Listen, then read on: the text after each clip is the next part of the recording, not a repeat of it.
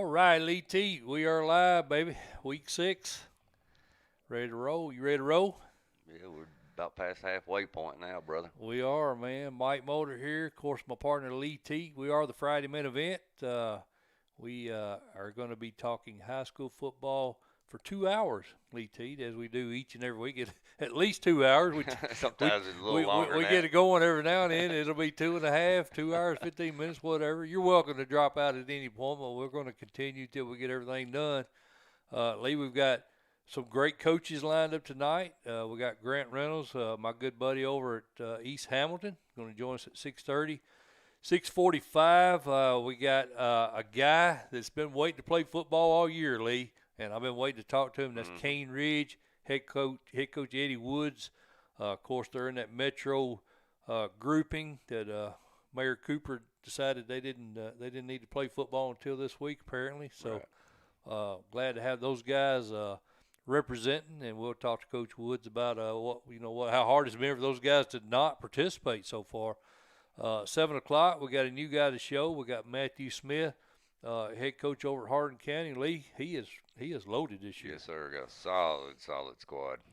Very good team. We'll talk to him about that explosive offense they've got over there in West Tennessee, and then we'll conclude the coaches' interviews with one of the seasoned veterans, one of the really great old school coaches in the mid-state. And, of course, we're talking about Ron Crawford over at Brentwood. Looking forward to talking to him. Yes, sir. He's been around the block and won everywhere he went. And the way he coaches, we call it old school. I just call it proven. Yeah, exactly. He's definitely proven, and I think he may have, if not the best team he's had ever, definitely the best team he's had in a long time, I'd say. Sir. I agree. So we got a great show lined up for you guys. I hope you enjoy it. As always, Lee and I are watching the live chat, and you guys feel free to pick games with us. We got our regulars in the house, Lawman, Holman, and, of course, our buddy South Towner, one of our moderators here for the Friday main event. So I appreciate everybody jumping in with us. Yes, we're going to jump into it. Lee, there's not a lot of action tonight. I think there's 2 games tonight. Our guys over at Peabody, I think they host Liberty tonight. Liberty's kind of struggled this year. I'm not going to spend a lot of time on these games.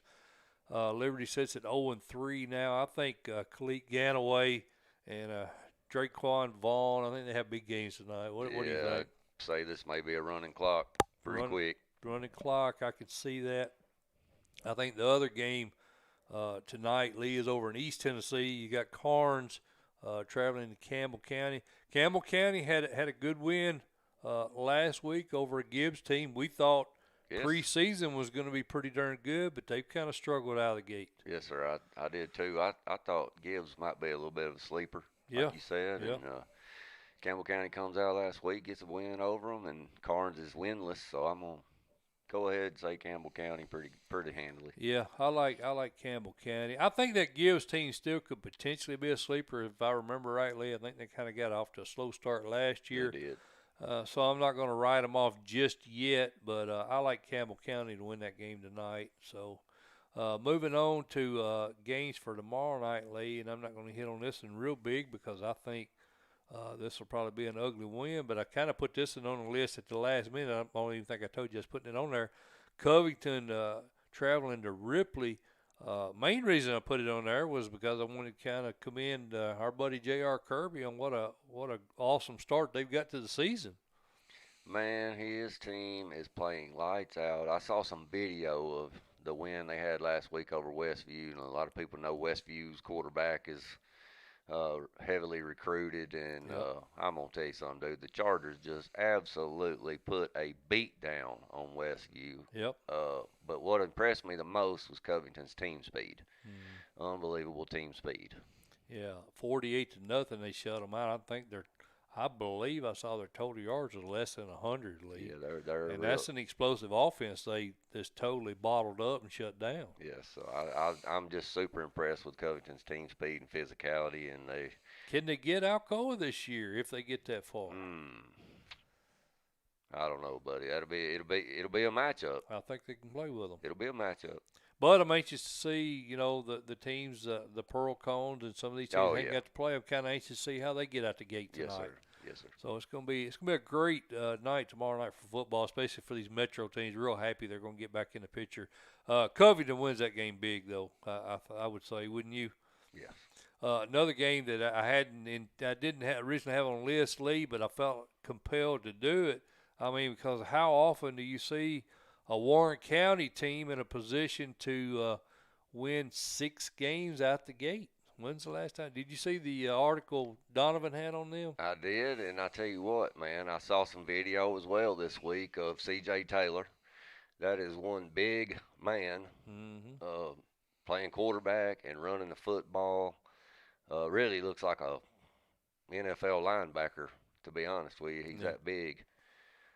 But he's a phenomenal player, and he's a difference maker.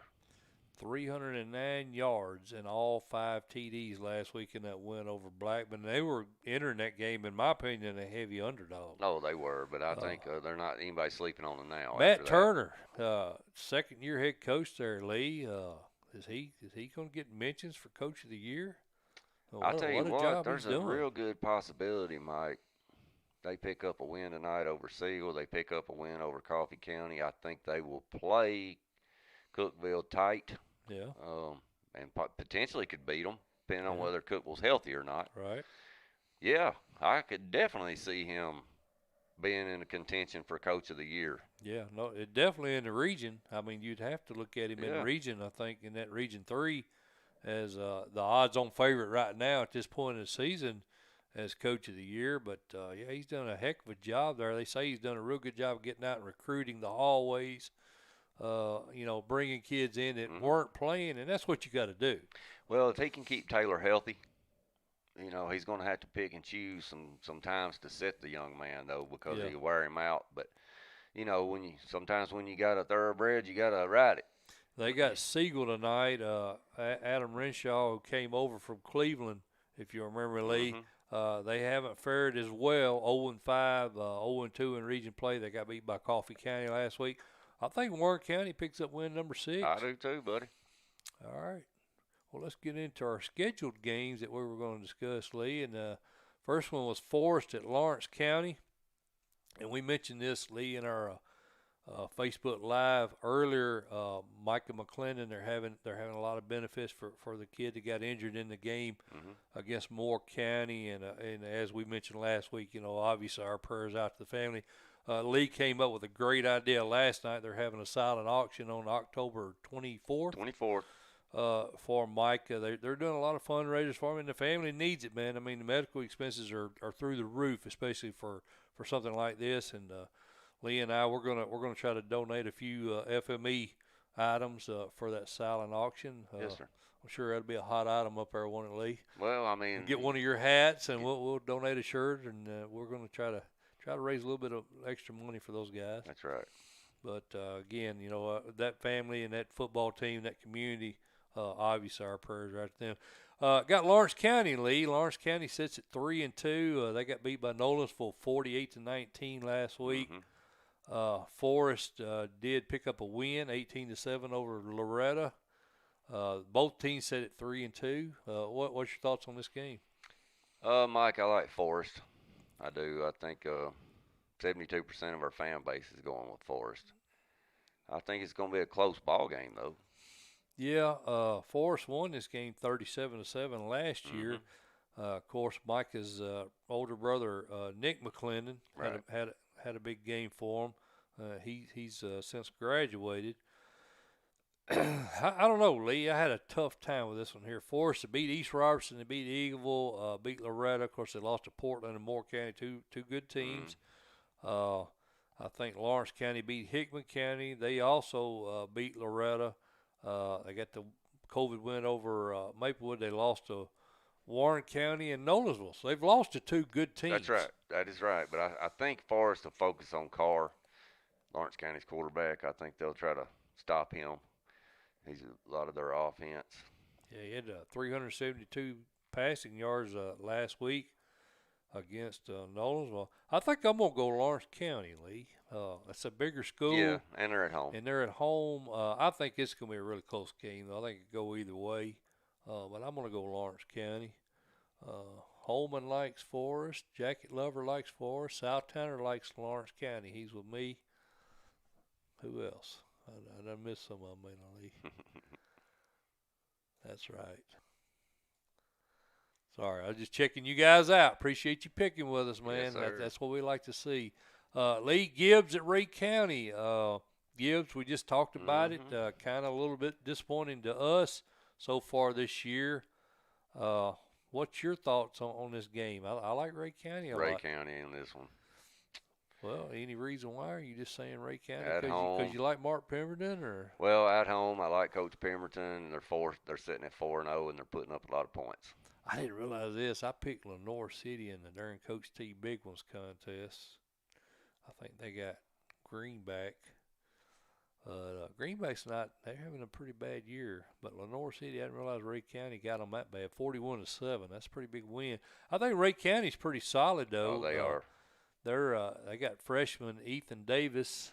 He had 203 yards last week, so he's coming. He's showing what he's made of. Yeah, Dalton Hampton too is legit. So I'm gonna go Ray County. You going Ray County? I'm gonna go Ray County too, Lee. I like Ray County. Looks like all of our guys in the chat, they like Ray County. So that makes me nervous when all them guys agree with me. What a bunch there. We love you. Just messing with you guys.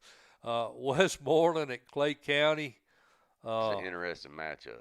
Yeah, it is. Clay County's had some quality wins. They got shut out by Gordonsville 20-0 last week, Lee. And then Westmoreland, the same can be said about them. They got shut out by Trousdale County. Clay County beat Columbia Academy. They beat Joe Burns. They beat Cumberland County. They did lose to Stone Memorial, and of course that Gordonsville team. Westmoreland beat Jackson County, lost to Livingston County by 2, and Macon County by 6. So they were right there with those teams. And Trousdale. I mean, that's 3 quality squads. That's a tough game pick right here, brother. I'm going to go Westmoreland on the road. Westmoreland on the road. 61% of the Tennessee sports fans on Twitter agree with you. They like the Eagles. Lee, Tolly likes Clay. Lawman likes Clay. They don't think you too smart, apparently. I'm going Westmoreland. Lee, I don't think you're too smart either, but I'm going to go with you. I'm going Westmoreland. Giles County and Page. By the way, I'm going to Marshall County tomorrow. I know we talked about that in Facebook. I'm going to head over there and watch that Springfield game. Jacket Lover, you got that, brother? You need to hook up with us tomorrow night and holler at us. I think that's going to be a great game. We'll talk about that a little later. But Marshall County, 38-14 over Giles County. That surprised you any last week? It did. It sure did. Marshall County's rebounded very well after that loss to Tullahoma. I think it might have woke them up a little bit. This game's kind of intriguing to me, Mike. I had a hard time with this one. Who you liking? I'm with you, man. I saw Page play Shelbyville. They're young. They're young now. I think Jake McNamara, the quarterback, Lee, I think he's got a lot of potential. I was really impressed with him. He's actually got a sophomore, and I talked to Coach Rathbone there at that game. He's actually got a sophomore. It's probably got a little bit stronger arm than McNamara, but I was impressed with McNamara's decision making. Again, they're very young, man. I don't know how long it's going to be before they get there. 41-0 to Lipscomb Academy last week. They're sitting here at 1-3 now. They beat Siegel. Of course, they lost to Fairview, lost to Shelbyville, lost to Lipscomb. Giles County has beaten Columbia, a team we had as a sleeper, in that Region 5. They got COVID wins over East Nashville and Stratford. And then they lost to Lincoln County in that season opener, if you remember. It's tough, Lee. You're right. It's a tough game to pick. I'll just go out on a limb. I'm going to go Giles County. You going Giles County? Well, we were real high on Giles County. I think their schedule has been brutal. It has been tough. And they're coming off that big loss to Marshall County against our rival. I can see it, Lee. I can see it. Darn, I don't even know what to pick. What if our boys like Giles? Yeah. They're right there with you, ain't they? Our fan base on Twitter, 59% of them like That's Page. Like Page. Mm-hmm. Well, just to be different, Lee, since you got the majority with you, I'll cross them up. I'll go Page. All right. I think it'll be a good game. I'm gonna go Page. Oneida, Lee, the Indians playing some really good football. Coach Lambert, he's done as usual. Is doing a great job. Got a great defense over there. Always the Indians have a great defense. 68% of our fan base like Oneida. Upperman, Adam Kane, man, what a great job that day. He's 23-3 in 2 years there at Upperman Lee. They beat Cannon County 48-6. Of course, Oneida beat Cumberland Gap 39-0. Correct. 4-0 versus 3-2. You got a 2A versus a 3A. The Bees are home. Going Upperman at home. Going to Upperman at home. Yes, I can sir. see that. Upperman, Ty Duchess having a big year for him, 688 yards rushing. He's passed for 133 yards when split duty with Thomas Enzer. One concern, I think, Lee, is the turnovers. Yes. Upperman's, they've thrown 1 TD versus 5 interceptions between the two quarterbacks. Right. That's not something you typically see out of an Adam Kane team. So that's got to be a little bit of alarming number if you're a Bees fan. I think I'm going to go with the boys on this, and I'm going to go against you. I'm going to go Oneida. That's what seems. Well, Lawman's with you. You're right, man. I've got Upperman by 14. 14. Wow. Yeah. I could see it, Lee. I could see it. I mean, most people. Their losses are to Cookville and Livingston. Yeah, but I don't know how good Livingston. I don't know how good Livingston is this year. Yeah, they lost. Bruce Lamb's team lost a lot. They did. They lost a lot. So I don't know that that's a quality win. I don't know. We'll see. We'll see Saturday, won't we? Yes, sir. Holman went Upperman too. You're screwed. Holman's with you. You're screwed. I got Lawman on my side. We're all right. Daniel Boone at Dobbins Bennett. DB, Lee, the Indians. My goodness. Playing lights out, man. That team is playing as good as anybody in the state right now. Armitage. They beat Hardin Valley 46-7. You standing on my thing, man. Good. Thought I was getting tightened up here. 46-7 over Hardin Valley. They beat Tennessee 35-0. They beat a really good Oak Ridge team. They beat Bearden. They beat of course, that Hardin Valley game. Daniel Boone, they beat. Start off beating Greenville, didn't they? Yeah, beat them by a point, I think, Lee, if I remember right. Yeah. And then they lost CAK Tennessee and. Of course, tight game, Elizabeth. 23-21 Elizabeth. So they got a good team. They just had a killer schedule. I'm going DB. I'm going DB too. I ain't gonna spend a lot of time on this, and DB's gonna win that game. Anybody? No takers. No takers on the Boones. South Tanner got DB. That's right. Smart man, South Tanner. That's why we keep you around, brother. Look at this. Lawn Man says DB's got somebody with COVID. Oh, that's not a good thing. They might not get to play. Oh, I hadn't heard that. I'm going to go Dobbins if they do. How about that, Lawn Man? There you go. There you go. Lexington at Crockett County, Lee, over in West Tennessee. Crockett County hasn't played as well as I thought they would. They did beat Millington 14-7. We kind of had them in as a Region 7 sleeper. We thought them in Haywood, you remember, would probably battle it out in that region. But Crockett off to a 3-2 start. They beat Ripley. They beat Millington. They got a COVID win over Lake County. Lost to Dyer County, and they lost to South Gibson. So they've lost to some good teams. Correct. And then Lexington, flip side of that, wins over South Gibson. Riverside, which there you go, there's a common opponent. Lexington beat the team that knocked off Crockett. Liberty, Jackson Northside, they dropped a game to Milan by 10 points. That's the only loss for Lexington so far this year. Coach Hollingworth always does a really good job there. 96-48 in 12 years at Lexington. Who you like? Lexington Tigers on the road. I agree with you, brother. Looks like that's a popular pick. Tolly says Lexington by 14. He don't even think it'll be close. Yep.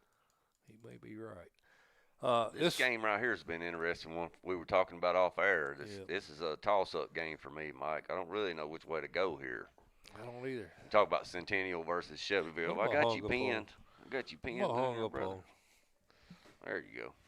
Sorry about that, That's folks. all right. You trying to keep me close to the table, ain't you? Yes, sir. He's talking about Centennial at Shelbyville. You got Matt Kreisky, brother to Will over at Riverdale. That's correct. Two great young coaches. Neither team's off to the start that I thought they'd be off to. Centennial's 2-3, 1-2. Shelbyville's beat Columbia Academy and Page. They lost to Tullahoma, Marshall County. Lost two really good teams. Centennial beat Siegel, Dixon County. And of course, they started the year 0-3 with losses to Ravenwood, Smyrna, and Independence. But look at their competition. That's correct. This is going to be an interesting game, Mike. If the weather holds like what it's doing right now, I'm gonna go with Shelbyville because I think Coach Puckett, he's physical. Yeah. He likes to run the football, even though he's got a good quarterback there in Cade Cunningham, who is playing really well this year. Yeah. As far as passing, but I believe Shelbyville might be able to line up and run the football, keep it on the ground. I'm gonna go Shelbyville, Mike, but I think this game, it's gonna be a close one. Shelbyville is not going to win this game by 30, Holman. You're losing all street creed here, son. Yeah. I agree with Tolly. I'm with it's the coin. I'm with the coin flip. Well, our Twitter fan base is 55% Centennial, so it's close. Yep. Which way you leaning here, bud? I'm leaning towards Centennial. I think if it was at Centennial, I'd take Centennial. Right. And it's just because Coach Puckett's team is young, man. He's got a lot of young kids at key spots. But DeMarcus Smalls is playing really well for him. And you mentioned Cade Cunningham, solid QB. I think for that reason, with the fact they're playing at home, I'm going to go Shelbyville. Probably a 3-point game. Yes, this is going to be a close game, I think it'll be close. Greenville at Tennessee High, Lee. Some of our guys have been hitting us up on Facebook about this one. They're really excited to get to playing again because they haven't got to play a lot this year. They've only played 4 games. They beat Austin East 42-0, so it's like, hey man, they're back, right? But they are 2-2. That's kind of unfamiliar, uncharted territory for a Green Devil fan. Yes, it is. And then Tennessee High is 3-1, 2-0 in region play. What do you think about this game? Well, Tennessee High beat Daniel Boone, and Greenville lost to them by 1. There you go. Man, I don't know which way to go right here, Mike. I probably right now, to be honest with you, I'm leaning towards Tennessee at home. Yeah. I know 89% of the folks says Greenville. You going Tennessee? Oh, man. Got big Jaden Keller, number 18 recruit in the state, 6'3", 202. Yeah. I'll tell you what, man, I may go Tennessee High. I'm going to go Green Devils. All right. I think this game will be closer than what it normally would be in most years. I think Greenville's still kind of getting over some stuff. Well, I mean, Austin East is over this year. Yeah. Normally I'd consider that a quality win, but they're struggling this year. Yeah, that's true. That's a good point. I'm going to go Green Devils. What we got here? Tennessee High by Tolly. Yeah. Jacket Lover likes Greenville. All right, Monterey, Jackson County, Lee Teat, the Wildcats of Monterey went undefeated in the regular season last year. They're off to a 3-0 start this year, beat Pickett County 47-12. Yep. Scott Hughes doing a really good job there at Monterey, kind of flying under the radar. Nobody saw that region title last year. Everybody kind of thought Gordonsville would take it going in. Mm-hmm. Here they are at 3-0 again this year, and then you got Jackson County in that tough region with obviously Trousdale and Watertown. I'm going Jackson County at home, brother. Jackson County at home, like the Blue Devils. Yes, sir. I like Coach Loftus. I like Coach Loftus as well. 65% like Jackson County. Oh, I'm trying to think. This was a big one, Lee. I can't remember who I took. I think I went with Monterey in the big ones contest. I don't really know what my reasoning was for it. Well, I like Jackson County right now because I think they've seen a little bit more competition up to this point. Yeah. Monterey's wins are over Red Bull and Spring Harriman and Pickett. Uh-huh. Uh, I'm gonna go with Jackson County. Well, Jackson County quarterback Eli Burris has 465 yards passing, 6 TDs to 2 interceptions. Uh, Robbins has 482 rushing yards, 4 TDs. Mason Bowman leads the Monterey ground attack with 309 yards and 8 TDs in only 2 games, Lee. Right. So he's playing well for the Wildcats. I'll go with you.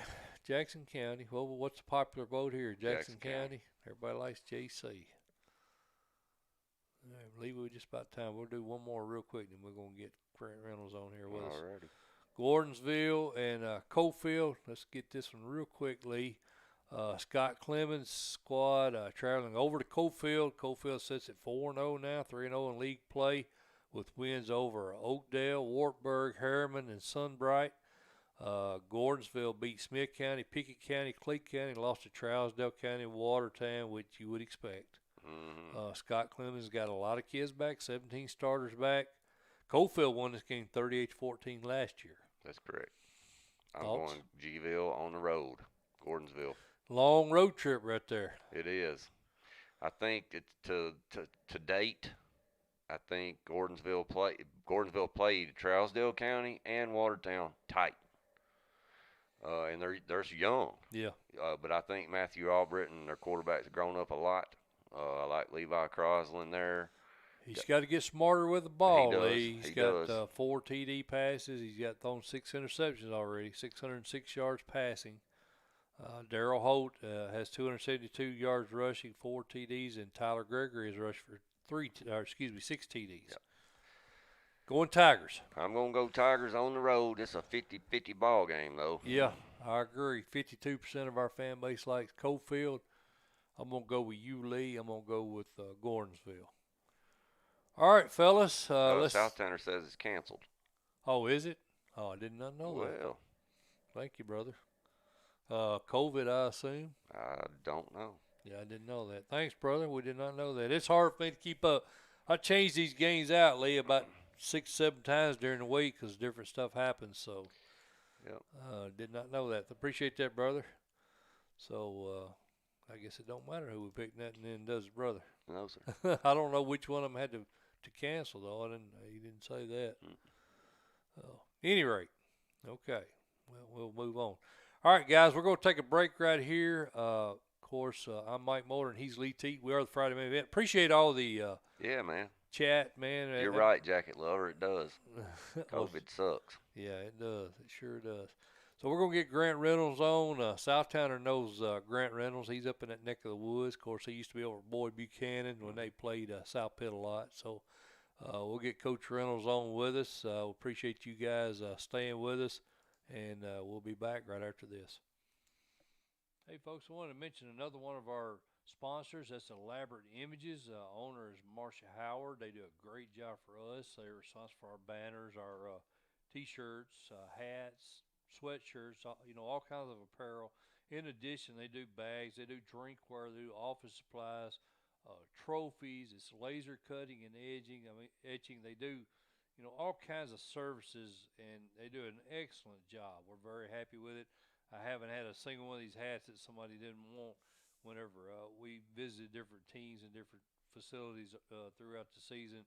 So everybody is really amazed at the quality of their merchandise. We appreciate Marcia Howard and all those guys do at Elaborate Images for us here at the Friday Main Event. Wanted to give you a little information on them. Again, they are located in Unionville. I do have a link posted on the FridayMainEvent.com directly to the ElaborateImages.com website. So check them out, man. They've got some great merchandise. They do quality work at good, reasonable prices. So appreciate everything Elaborate Images has done for us here on the Friday Main Event.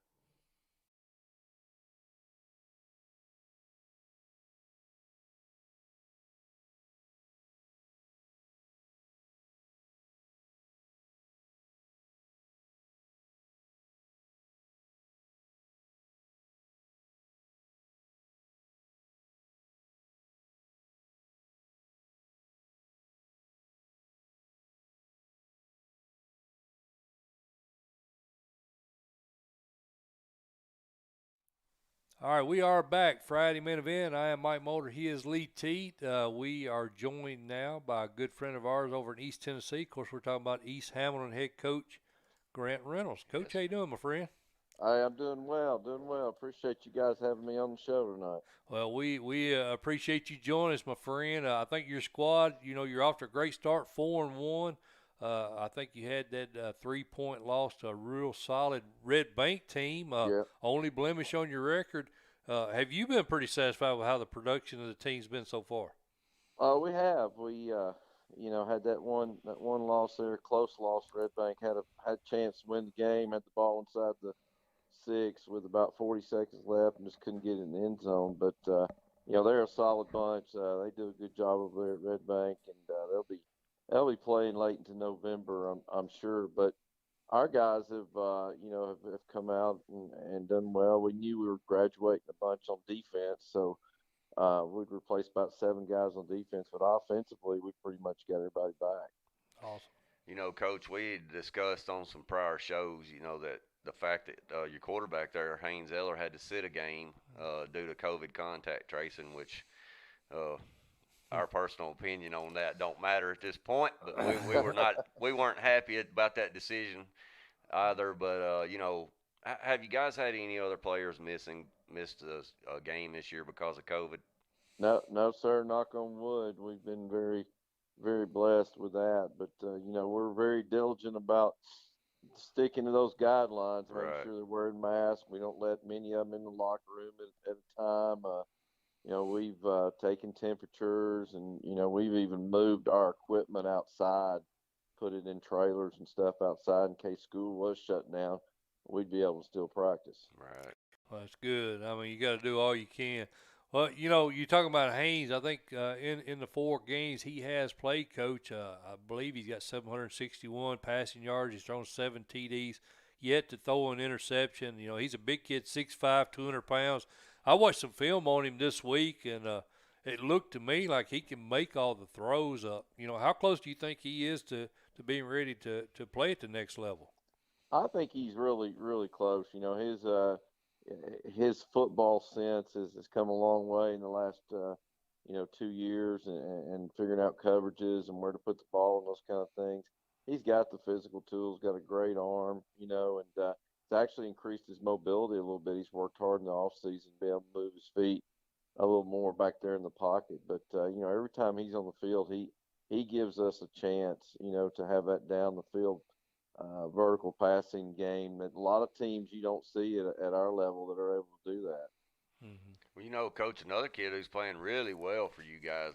We saw some video on him this week. Is your sophomore running back Bullard? Were you guys expecting him to be that active coming into the season? We knew that he had some talent, and we were gonna give him a chance, and he won that spot. That was Adam Cottle left us. He graduated, and so we knew that was going to be a spot that we had to find a good player at. He stepped right into that. He's he had over 250 something yards rushing against Saudi. Had a big game against East Ridge, and the other night against Central too. And so he's stepped right in there and done a very good job for us. Well, we mentioned that, of course, Haynes was forced to sit out that game, but junior Jeremiah Flemings played in that game against East Ridge, played really well. He showed some big play potential for you guys. Looked pretty good, didn't he, Coach? Oh yeah, we're really excited about Jeremiah as just a junior, and he'll have that spot next year, quarterback for us. And we've moved him all over the place now. He's played slot receiver, he's played some outside receiver. We try to make sure we get him the ball, every game because he's very explosive. Also plays a little corner for us, so very versatile kid that can, play just about anywhere on the field. Mike Molder and Lee Teat talking to Hurricane head coach Grant Reynolds here on the Friday main event. Well, Coach, we've talked a little bit about offense, but one thing we noticed, we're watching your team's videos and playing, man, y'all are winning the turnover margin. And you forced a lot of fumbles through the first 5 games. So talk a little bit about your defense, and in particular, Blaine Savage.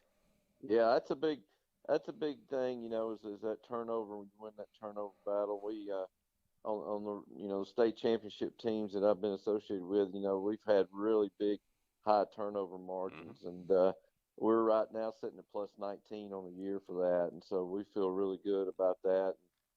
Savage has been a big part of that. He plays strong safety for us, and real rangy kid that's all over the field that can make tackles, and main thing is though, Savage gets us lined up right. He recognizes formations and makes sure that in the secondary we're set to where we're supposed to be.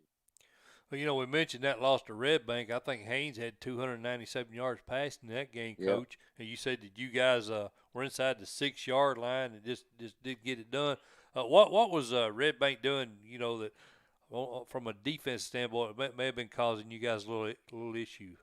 Well, they make it difficult to run the ball. They have 4 very good defensive linemen up front, and I think between the 2 defensive ends and the offensive tackle, there's 29 Division I offers. Wow. Among those 3 guys, not counting their safeties.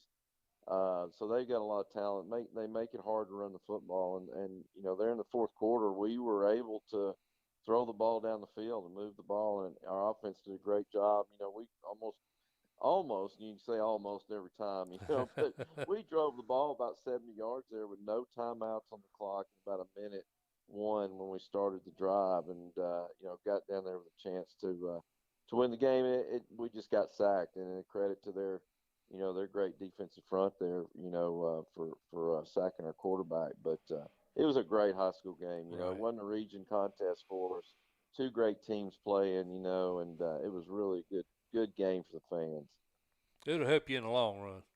Yeah, it will. Playing good people, makes you better, because we got Anderson County, coming up in a few weeks, and we know what those guys are all about, and so those kind of games like Red Bank will help you get ready for that.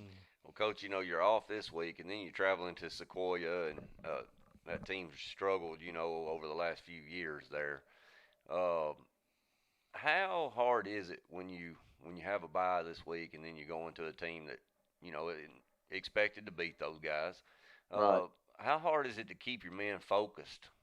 Well, we just we focus on ourselves and making sure that we respect our opponent each and every week. But the main thing is getting ourselves better from week to week. And doing the little things that we need to focus on to get better each week. And we had a big win this Friday over Central, but there's a lot of little things that we did wrong. So first thing we did Monday was we got on the hill and we did some running, and I got those guys out there, and I was trying to tell them, the little things will get you beat down the road. They may not in some of these games, but down the road we got to take care of those things. So that's really what we focus on is trying to improve ourselves each week.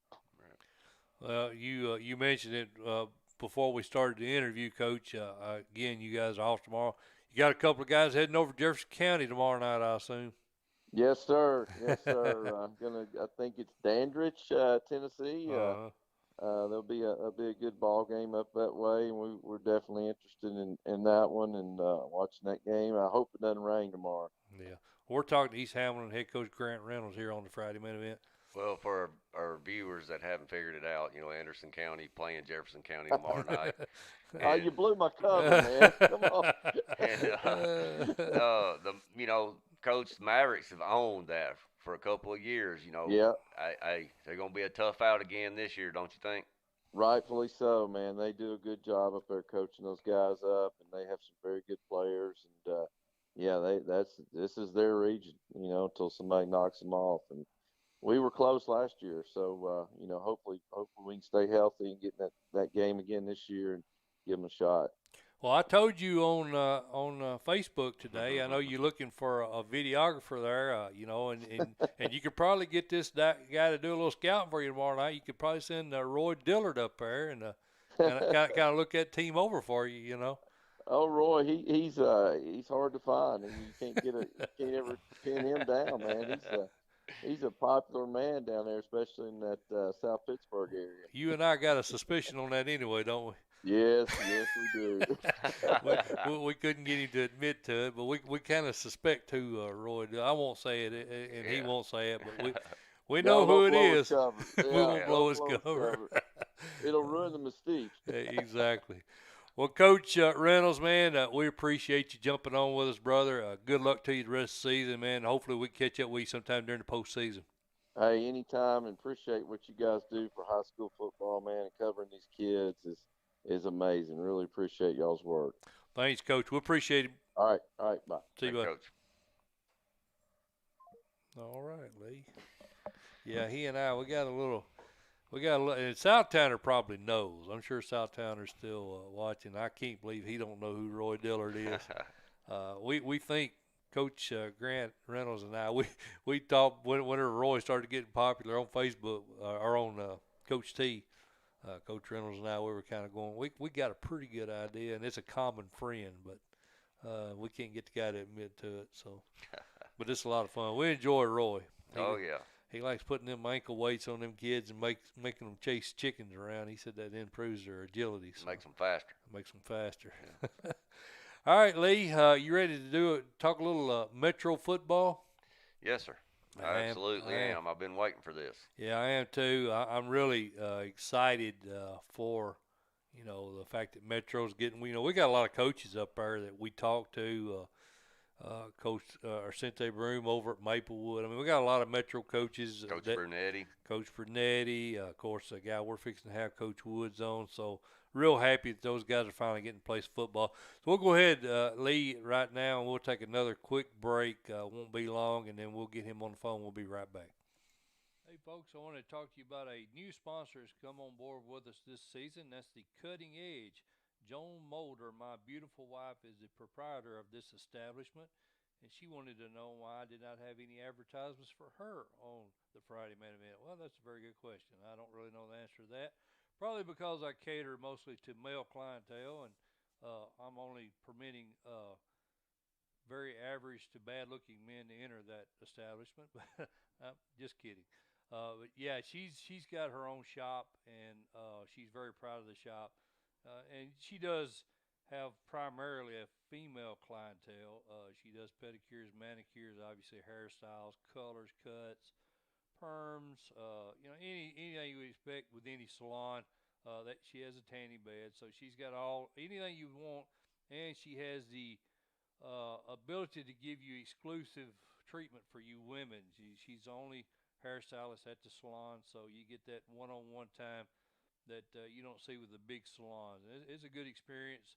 Again, it's primarily for women. You got that, men?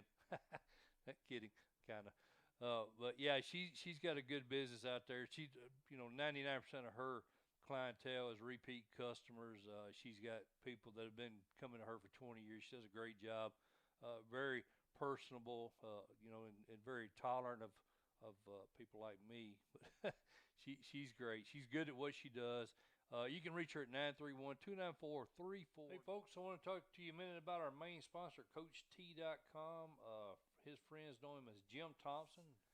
All right, Lee, we are back. Friday Main Event. Of course, we just got off the phone with Grant Reynolds, great head coach over at East Hamilton. We got one of our good buddies and the guy we've been waiting to talk to all season. Of course, sir. I'm talking about Eddie Woods, head coach at Cane Ridge. Coach, how you doing, my friend?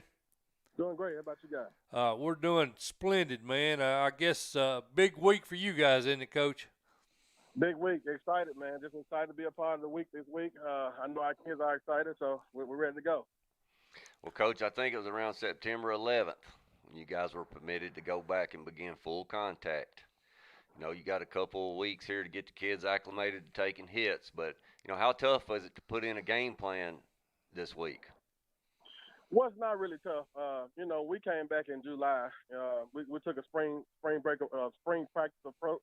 Mm-hmm. We just came in and did a lot of teaching, and we just want to master the basics. And, the game plan, it should be effective, but it's not as complex, so our guys don't have to do a lot of thinking. They can play fast. Right.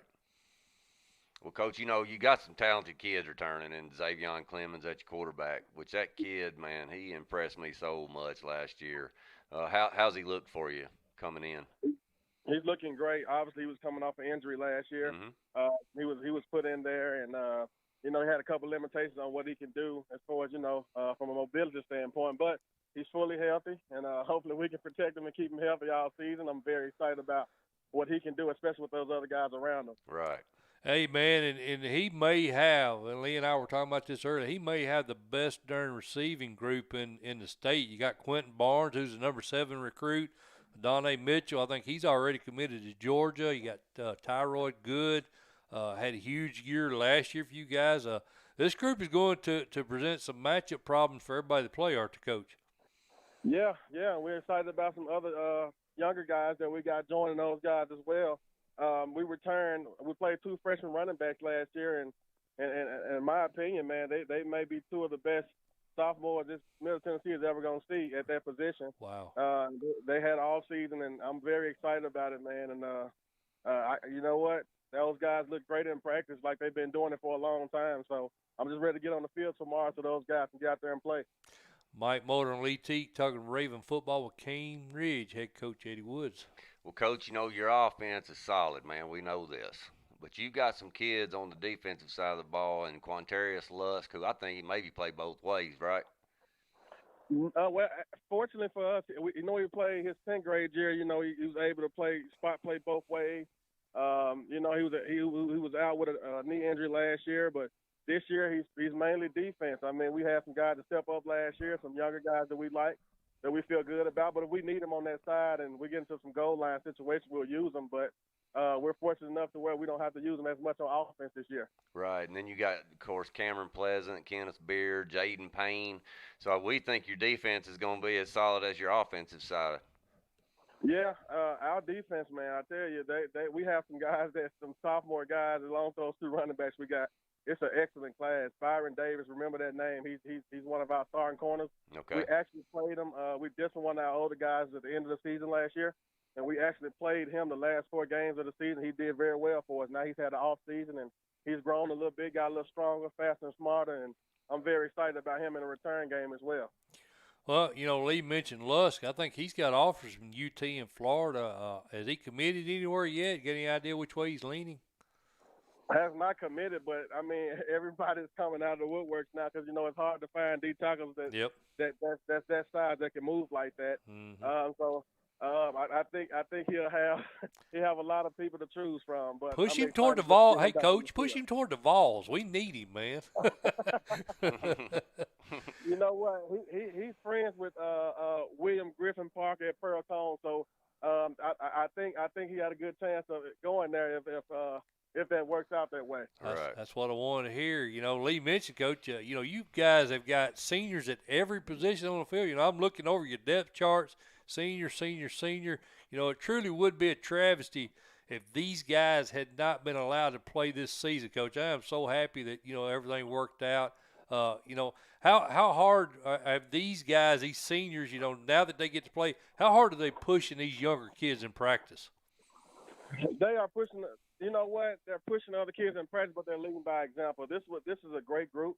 Mm-hmm. When we had a state championship run 3 years ago, they were freshmen, so they kind of see how that group did it. Yep. And they're just leading by example and working their tails off. But these are not only great athletes, these guys are great in the classroom as well. I mean, Kenneth Beard is a 4.2 GPA kid. Wow. Has Ivy League offers and Power 5 offers, and also another name, Mikey Diotta. He was behind Michael Reese. Michael Reese is at Duke now. Mm-hmm. And now he gets to step into that role on the edge and playing the offensive tackle for us as well. He's a 4.2 student as well. So those guys compete in the classroom, and I'm just excited we was able to get this worked out so those guys have an opportunity to go on the field as well. Coach, we noticed you guys have October 9th open right now, and McGavick's also open that week. Are you going to be able to make that game happen? Yes, sir. So we did move McGavick to that week, and we're going to play them on the 8th, actually, that Thursday. Okay. That'll be our fall break, so we'll play them on the 8th. And we actually have October 23rd open for right now. I'm confident we'll find somebody to play in that slot, but, if we don't, we'll just take it as a rest. We can try to get ready for the playoffs. Right. Well, Coach, looking down that schedule, it's I hate the fact that you ain't going to get to play a full schedule, but, who are some of the teams that you think are going to, possibly give you guys any trouble down the road? First of all, ourselves, like the more we buy into the basics and not just relying on talent, I think the small things hurt us a lot last year.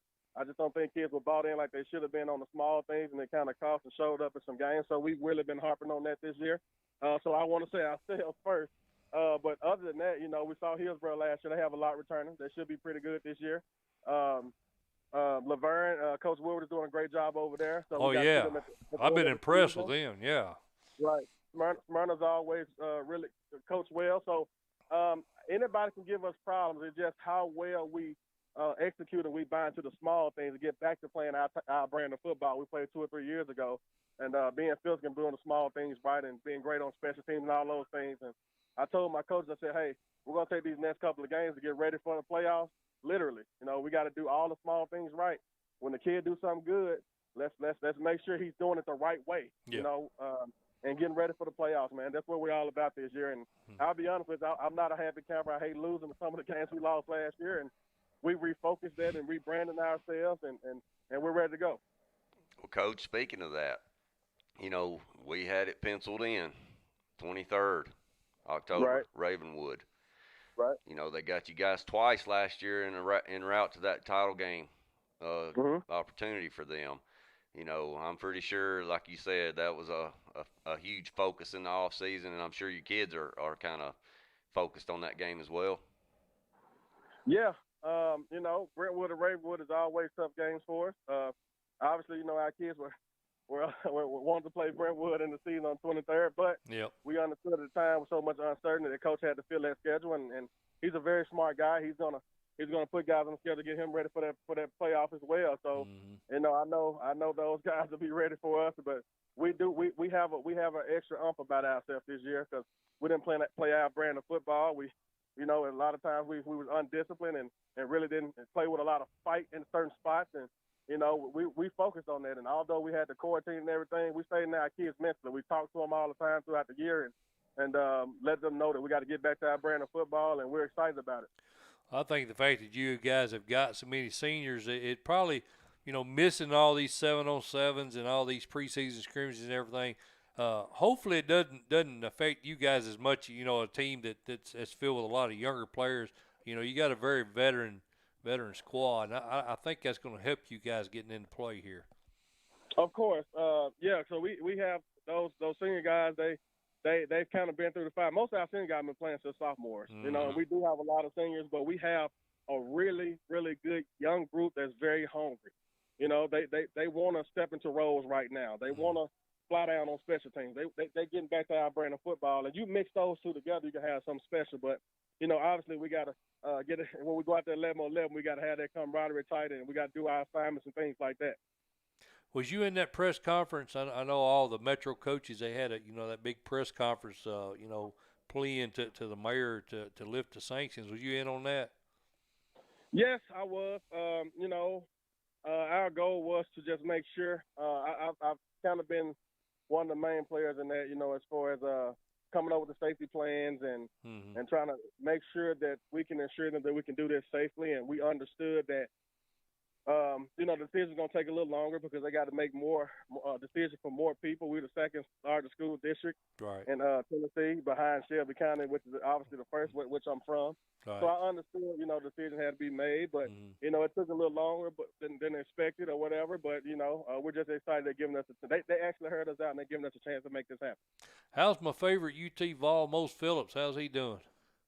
He's not going to be able to sleep tonight. He's probably going to be calling me in the middle of the night trying to get ready for it. But I'm telling you, he comes with an extreme passion to the game, man. And I told him, I said, look, no guy's going to call defense for me if he's not a little thrown off. So he's a little thrown off when it comes to that big orange. So you can see it in him through and through.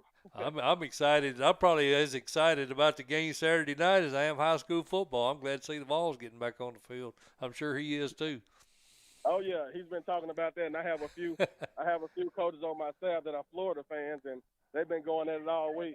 They've been going at it all week. So we're just excited for the opportunity to get back on the field, and he's excited. So he had a lot of things to be excited for. SEC starting, Vols playing, and then we get to play too. So that's right. And then his birthday. His birthday was Tuesday. Oh, okay. So, Well, tell him we said happy birthday. We'll do. Well, Coach, man, I'm sure we're not as excited as you, man, but we're very excited that all those kids there in Metro are going to get to play now, man. That's what we've been hoping the whole time. So excited for you, man. Good luck to you this season, and definitely want to get you on with us again before the season's up. Anytime, man. I love you guys, man. I surely appreciate it. Anytime you guys need me, I'll be ready. Thank you, All right. brother. Good Thank luck you, to you Coach. tomorrow night, man. Thanks a lot. See you, Appreciate Coach. you. Huh? Love that dude, man. He's the guy. And I messed up, Lee. I didn't even put his beautiful face up on the camera. Let me do that. It's late. That's Big Eddie Woods, the dude, the man. I forgot to put his. Sorry about that, Coach Woods. I got excited to talk to you. I forgot to put you on the screen there, but. I'll tell you what, man. What I love about Coach Woods, not only does he have athletes, he has student athletes. You know, he always is bragging about his kids that are 4.2 GPAs. And, you know, I think, you know, it just is what it is. I think a lot of times these kids over in the metro area, they get a bad rap. Yeah.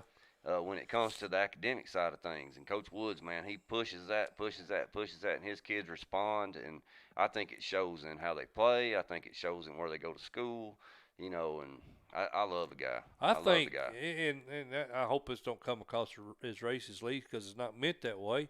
I think the black coaches probably push those kids even harder academically because, you know, they know how hard it is for these metro kids, you know, to get, you know, an advantage, a leg up in life. And we see the same thing with Rodney Salisbury. In Memphis. In Memphis, you know, they really pushed the academic side, probably maybe more so than a lot of other coaches, I think, just because they've been, you know, he said he's from Shelby County. He knows how hard it is for those kids, you know, to get an advantage in life. And he really, I think they're really good about emphasizing that stuff with these kids. Absolutely. And, I mean, that's what he should be doing. Yeah, I agree. And that's why we love him. Yeah, we do. Man, I just, like I said, I think he is a quality individual all the way around. I do too. All right, Lee. Well, moving right along, my friend. Let's take another real quick break, and we'll get Matthew Smith, Hardin County head coach, on. He is Lee Teat. I am Mike Molder, and we will be back in a minute. Hey, folks, I want to talk to you about a new sponsor that's come on board with us this season. That's the Cutting Edge. Joan Molder, my beautiful wife, is the proprietor of this establishment, and she wanted to know why I did not have any advertisements for her on the Friday Main Event. Well, that's a very good question. I don't really know the answer to that. Probably because I cater mostly to male clientele, and I'm only permitting very average to bad-looking men to enter that establishment. But I'm just kidding. But yeah, she's got her own shop, and she's very proud of the shop. And she does have primarily a female clientele. She does pedicures, manicures, obviously hairstyles, colors, cuts, perms, you know, anything you would expect with any salon. That she has a tanning bed, so she's got anything you want, and she has the ability to give you exclusive treatment for you women. She's the only hairstylist at the salon, so you get that one-on-one time that you don't see with the big salons. It's a good experience. Again, it's primarily for women. You got that, men? Kidding, kind of. But yeah, she's got a good business out there. She, you know, 99% of her clientele is repeat customers. She's got people that have been coming to her for 20 years. She does a great job. All right, we are back. Friday Main Event. I am Mike Molder. He is Lee Teat. We just got off the phone with Eddie Woods, Cane Ridge head coach. Of course, he was Grant Reynolds started the show, right, Lee? Yes, sir. Great coach over at East Hamilton. We're going to continue on. We got a guy over in West Tennessee. We try to go statewide, and we got a really great coach. Coach Matthew Smith joins us now. Coach, how you doing, my friend? I'm doing great. Of course, He's the head coach at Hardin County. You guys have really got off to a great start, Coach. You're sitting there at 5-0, following a season in which you won 11 games. You took Springfield to overtime there in the quarterfinals. You've got to feel really good about the program now. I think it's improved each year, you know, in your 10 years there. So, you know, in this crazy 2020 season, what's your thoughts on the team so far? Well, I've been pleased with our kids and you know the way that they've worked and handled basically the uncertainty of you know we tell them all the time we're just trying to make it through the day and try to get better each and every day and feel blessed that we have the day you know to do it and our kids have responded well since we were able to start back you know in the summertime with the modifications and things. The kids have worked really hard and you know, we're blessed that we've got some good seniors on this team that have provided us with good leadership. But I've been pleased thus far with our kids. Well, Coach, you know, Dyersburg, which you played 2 weeks ago, you know, they had to forfeit last week against Haywood for COVID reasons. You know, I'm assuming you guys got out of that game pretty healthy. We did. Yeah, we've not had any issues with it. In the summertime, I had a couple situations that a freshman had it, didn't get it here coming back from a dead period, and Right.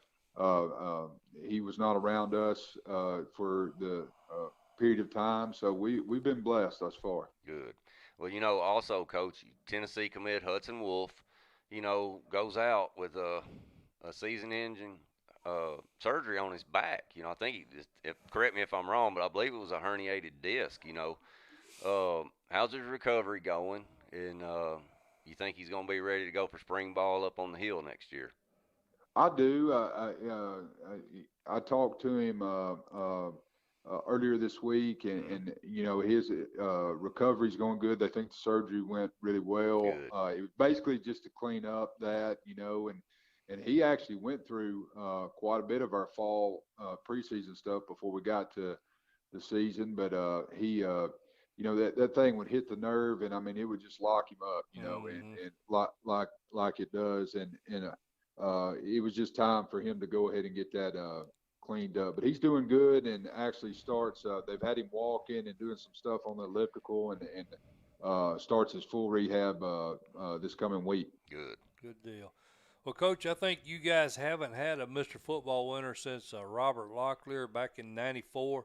Your quarterback, Rivers Hunt, you know, he's among the state leaders. I think I only got the 4-game stats, 1,065 yards, 15 TDs, 1 interception. You know, what areas do you feel he's grown the most at here in his senior year? And does he deserve to be in the conversation for Mr. Football this year? Well, I certainly think he does. You know, I've had the opportunity to be around some great quarterbacks in my playing and coaching career, and he's one of the sharpest that I've ever been around. You know, the game has really slowed down for him this year, and he's got great leadership qualities. Has been a tremendous leader for our team, and you know, he's played real well these first 5 games, and I certainly feel like he deserves to be in that conversation for sure. Yeah. Well, Coach, you know, Caden Pope's become one of Rivers' favorite targets. He's caught 23 passes for 634 yards and 9 TDs. At this phase of his high school career, can you see him being a next level receiver? Well, you know, I can. He's got offers from Tennessee and Kentucky and in the SEC and then several other programs. But he's an outstanding young man as well. Works extremely hard. Has great God-given ability. Right. I didn't realize Tennessee had offered him. That's awesome. That's great. Yes, they had offered back earlier in the spring before things really got shut down. So okay. But he's an outstanding player for us, and you know, I don't know where he's a great defensive back too. That's kind of where we put him early on at when he was a freshman for us. He started at corner. We've since moved him. He's playing the free safety for us this year, but he's a heck of a receiver as well. Right. Yes, sir. Mike Molder and Lee Teat talking Hardin County football with head coach Matthew Smith here. Do you prefer Matthew or Matt? I'll answer to either one. How about Coach Smith? Does that work? Yeah, that too. Whatever you want. My wife calls me a bunch of different names sometimes. So. Yeah, I'm right there with you on that one. Yeah. I can't repeat them on the show here. Absolutely. Well, Coach, you guys definitely got that explosive passing attack we talked about. But, John Whitley, he's having a great year for you guys running the ball. He's got 715 yards, 7 TDs through the first 4 games. That tells me that front line is doing a great job for you guys. Talk about the guys up front for a minute. Well, I've been really pleased with them. And got 3 guys basically back that started for us last year. Grayson Melson at right tackle. He was a sophomore last year, and he's grown and playing better. Then Ryder Cummins at our center is a 3-year starter for us and is doing an outstanding job. And then John Wilkerson that we moved from right guard last year to left tackle. And then a couple of new guys that came in. Carson Cummings, who's Ryder's twin brother, is starting at right guard for us, and Elijah Robinson is at left guard. And those guys, you never know, because the offensive line is kind of a team within the team. Right. And you really would like spring practice and a normal fall camp to see them gel together, but they've done an outstanding job of working together. And John has had a tremendous start. He's healthy for us for the first time really in his career. He's always had to deal with little nagging injuries, and he's lost a little weight, and it really looks like he's got a good burst out there on the field. Well, Coach Smith, most of the successful coaches that we talk to each week are typically they've had their staffs with them for a long time. I was wondering how long your coordinators, Alex Seaton and Arundel, have been with you. Well, Coach Arundel, he's been with me. He actually came in when Coach McAdams was still the head coach, so he's been around us a long time. Okay. And then Coach Seaton, he came, right as I was getting the head coaching job, and we're really blessed here. Coach McAdams, he just actually retired at the end of last year, but he was the head coach for 22 years. I played for him, and then he became the principal of the school, and I took over as the head coach. And so it's been a good situation here at Hardin County for sure. Coach, you guys, I think you replaced Melrose on the schedule with a Montford tomorrow night. Despite the 4-1 record, it's really hard to get a feel on just how good this team is because, their schedule hasn't been challenging outside of, obviously, Covington. What were your impressions of the Cougars as you watched game film on them? Well, I've known Coach Calhoun for a long time, back when we were in the district with them, Munford, Brighton, Dyer County in that district, and he's done an outstanding job with them over there. They've got some good ball players, a good running back, quarterback's good, and a receiver that's athletic as well. So it'll be a challenge for us. I was happy to be able to pick the game up and get a game to play. And with somebody that we've had some familiarity with in the past in Munford. So I was excited about that. And we've got to make that 2-hour plus road trip tomorrow night, which always weighs into it. So we're looking forward to the challenge, and they've got a good football team. Should be a good game. Well, Coach, I know most coaches don't like to talk about down the road. They like to talk week-to-week football, but if you do look down your schedule, man, your region opponent Lexington played you guys very close last season, and they got the majority of their starters back. How do you feel y'all stack up with them? Well, to be honest with you, I hadn't seen them on film yet. So, right. We and I hate to be Coach Speak, but we're trying to take 1 week at a time and a day at a time. We expected that. Yes, sir. And I know from what I'm hearing, they are having a tremendous year, and I certainly have a ton of respect for Coach Hollingsworth. And we actually played against each other. We're the same age. And, right. And, Hardin County and Lexington have been big rivals throughout the years. Well, I'm gonna trump Lee. I'm gonna make you go even further down the road here. We had you guys ranked real high in our preseason top 10. We expect you to make a deep run this year, and you haven't done anything to make us stray away from that. But do you feel Springfield You think maybe they're one of the teams that, of course, you guys run into them last year. You think that's potentially a team that you'll have to get through if you hope to make a run to Cookeville again this year? Well, I think in 4A on our side of it, not looking on the other side of Nashville, but Springfield, obviously, since we've been in 4A and competed in it, they've been there a majority of the years. Yeah. Deep runs in the playoffs, finals appearances, and Coach Wilson does a tremendous job. I've gotten to know him a little bit, and good dude. yeah, absolutely, it does a tremendous job, and they're going to be there and going to be a top program. Haywood's going to be another one, that's going to be there. So when you kind of look at it and you see them certainly as one of the top programs in 4A. I think so too. Well, Coach, we won't hold you up anymore, brother. We appreciate you jumping on and talking a little football with us. Like I said, like I just told you, I think you guys are going to be there. In the postseason. I think you're going to be a player in the postseason. We think in your 10 years there, man, you're doing a heck of a job with that program and been really impressed with the job you've done. Well, thank you, guys. I appreciate you having me on tonight and willing to do it anytime. Thanks, Coach. Good luck to you, my friend. All right. Thank you. Thank you, Coach Smith. Appreciate you. Bye-bye. Another new one we got, man. Yeah.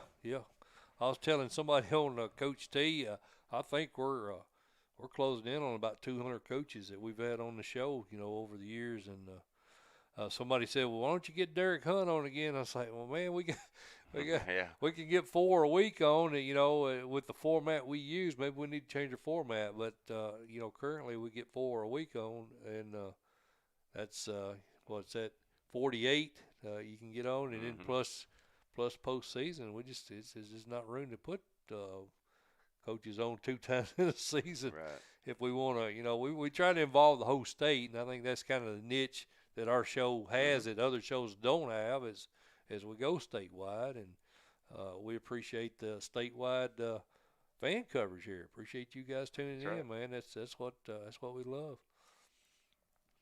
Jacket Lover said he sounded like a good dude. You just said that because he complimented Dustin Wilson. we know you, brother. But no, he is a good dude. He is a good dude. Glad to get him on. But I'm going to come down there and see. I told him earlier, man, we're going to come. I definitely am. Lee may be going with me down there in Marshall County, Springfield tomorrow night. I think that's going to be one of, if not the game in the state tomorrow night. I think so too. It's got a good potential to be barn burner. I agree. All right, Lee. Well, we've got 3 coaches in the books. We got Ron Crawford coming up on the other side of the break. This has been the Friday Man Event. You want to play a little scrimmage video? Oh, I ain't got my laptop plugged up. All right, well, let's get off here and let me get my laptop plugged up, Lee. Yes, sir. We'll be back after this.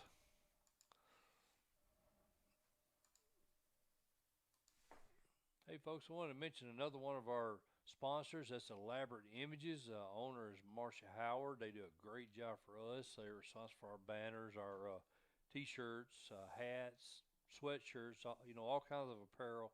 In addition, they do bags, they do drinkware, they do office supplies, trophies. It's laser cutting and etching. They do, all kinds of services, and they do an excellent job. We're very happy with it. I haven't had a single one of these hats that somebody didn't want whenever we visited different teams and different facilities throughout the season. So everybody's really, amazed at the quality of their merchandise. We appreciate Marcia Howard and all those guys do at Elaborate Images for us here at the Friday Man Event. Wanted to give you a little information on them. Again, they are located in Unionville. I do have a link posted on the FridayManEvent.com directly to the ElaborateImages.com website. So check them out, man. They've got some great merchandise. They do quality work at good, reasonable prices. So appreciate everything Elaborate Images has done for us here on the Friday Man Event.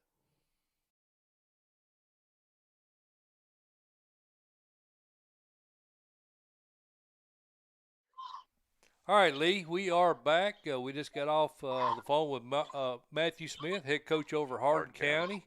We've had a great group of coaches. Yes, we sir. had Cane Ridge head coach Eddie Woods on with us. Grant Reynolds down at East Hamilton, and we got one of our favorite coaches over in Middle Tennessee on with us. We got Coach Ron Crawford, Brentwood on with us. Coach, how you doing, my friend?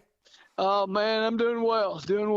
Beautiful night, watching some middle school football, and now I get to talk some football, so it couldn't be better. Well, you know, Coach, Lee Teat and I in the preseason, we had this Bruin squad. We had them going to Cookville this year. So far, you've made us look pretty smart, man. That's not an easy thing to do. Well, man, with the gauntlet we run through in our league, if you're familiar with our league, Yes, all of sir. our schools are so similar. Yeah. And then our non-league games are just brutal, man. So, you know, we got a few men down right now, but, you know, it's a long season, hopefully. And we're excited to compete tomorrow night and just hopefully we can continue to improve and get back healthy and extend this season. Coach, I think you started your head coaching career at Coffee County in '93. I think you spent 2 years there. You took over that Brentwood job in 2002, won the state title that year. Since then, I think other than 3 years stint there at Cleveland, you've been with the Bruins. Have I got that about right? You're all over it, brother. Well, Coach, you know, we said in this preseason we thought this may be the best team you fielded since that state title team back in 2002. Do you agree with that? I think that we've got probably the best set of skill kids we've ever had. Right. I think that's certainly true with, I mean, we've just never had 5-star, 4-star, or I should say Power 5 recruits in the skill positions here. We've had some linemen that have been Power 5 players. Lucas Patrick, one of ours, is still with the Green Bay Packers. So we've had that. And we've typically been a school that produces kids that are more academic and that are more FCS kids. So Right. I would say skill-wise with, you know, with Cade Granzow and John House and Walker Merrill, it's probably the best group of skill kids that we've ever had at one time. Well, you know, I was able to catch that Ravenwood game last week, Coach. And you just mentioned Walker Merrill. I'm a big Tennessee fan. Of course, he's committed to UT. Tweaked his hamstring, I believe, in the pregame warm-ups. How's he doing? And does he look like he's going to be able to go against CPA tomorrow? He's not available. No, he had dealt with that early and actually missed our Brentwood Academy game. Okay. Correct. And felt good coming back and like he was recovered. And man, had a good week. And then about Wednesday it popped up again and didn't feel good about it, but he wanted to make a go of it because it's such a big game. Right. And we're just got to put a bit in his mouth for a little bit, and I you know, feel pretty good possibly about next week. But you know, with soft tissue injuries, it's just difficult. You can feel good, but you can't turn it loose. And he's a fast twitch kid that it makes it even tougher for those guys. Mm-hmm. Well, Coach, you know, we got a lot of respect for Coach Martin over there at CPA. Where, you know, what he's done in a short amount of time over there is pretty impressive. You know, and this is second undefeated Division II teams you guys are faced this season, which we commend you on playing this schedule that you're playing. I think it's definitely going to help you coming into the playoff time. But, you know, how did CPA look on film, and do you see any matchup issues? Well, yeah. Yeah, there's some matchup issues on it. Man, I would say this. It's close to maybe it's the best team we played. But I don't know if they have a weakness. Man, they're extremely well coached up front. You know, their offensive line is just well coached. They're extremely physical. You know, on both sides of the ball, they have talented players and they're well coached. And Coach Martin and his staff, and actually the school, have reached out to us when our school was in need of help when we've had tragedy at our school and quality people. Yep. Hey, I don't want to play all these. We can't get a schedule, so I'm not that noble. I'd like to put some easy ones on there, man.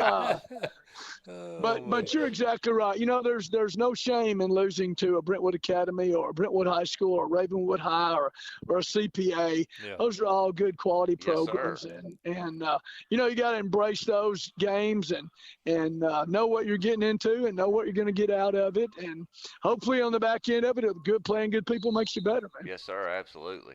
Mike Molder and Lee Teat talking Bruin football with Brentwood head coach Ron Crawford here on the Friday Main Event. Coach, you know, watching that Ravenwood game last week, one thing that really impressed us was quarterback Cade Granzow. You know, to me, he's kind of a throwback quarterback. The kid's got a lot of grit, real hard-nosed runner. He's smart. He's a gifted passer. You know, he seems like he's got all the intangibles. Is he going to, you know, it's going to be tough for you guys to not have number 3 behind center next year, isn't it, Coach? Man, it's been 3 years, you know. So he started as a sophomore in the last 2 years. He's led us to, 10-3 records and region championships. And you know, last week we were just down so many elements of our football team.